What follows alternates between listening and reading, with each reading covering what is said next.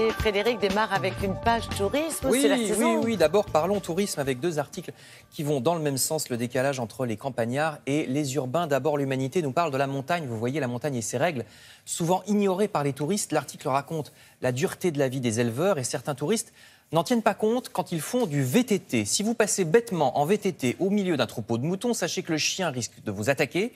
Sans compter la panique des moutons, certains bergers passent des heures à rassembler un troupeau égaré à cause de touristes. D'autres bergers sont attaqués en justice par des cyclistes mordus par le chien. Oui, ça faut quand même s'y attendre.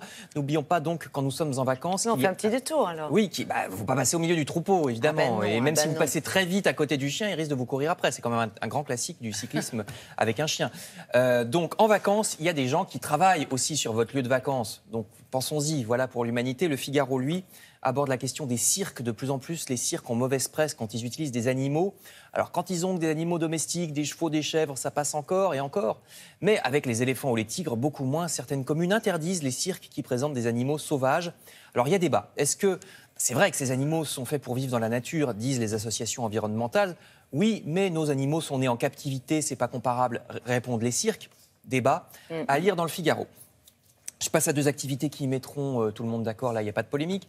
Si vous êtes en région parisienne, allez donc visiter ici à gauche le château de Champs-sur-Marne à l'est de Paris, château qui est jumelé avec un palais qui lui ressemble en Russie. Donc en ce moment, il y a à Champs-sur-Marne une exposition sur Kuskovo, qui est le château russe en question, nous dit le Parisien. À côté, toujours dans le Parisien, voyez une autre activité également en région parisienne. On peut faire du bobsleigh, mais oui, non pas dans un château, mais à Étampes.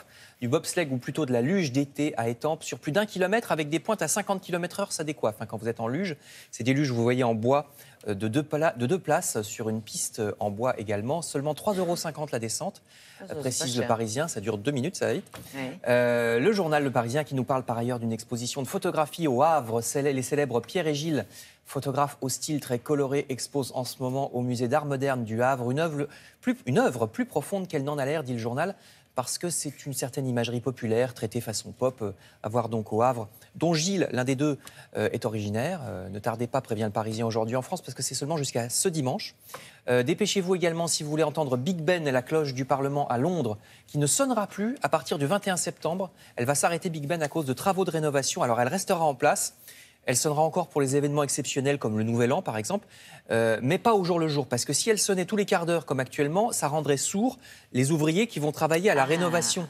Oui, effectivement. C'est tellement fort. C'est tous les quarts d'heure, Big Ben ? Bah, il me semble, oui, non ? Oui, je crois. Ça fait la musique complète toutes les heures et puis une petite tous les quarts d'heure. C'est un petit rappel à l'ordre. Voilà. Le palais de Westminster a besoin d'une très grosse rénovation parce que les pierres se fissurent, l'électricité est plus aux normes, il y a de l'amiante.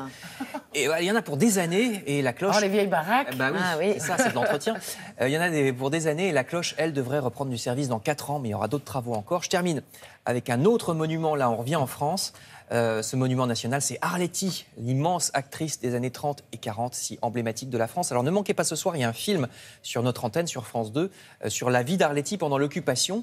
Article dans La Croix, c'est à 20h55 sur France 2. Et vous voyez Laetitia Casta dans le rôle d'Arletty. Excellente.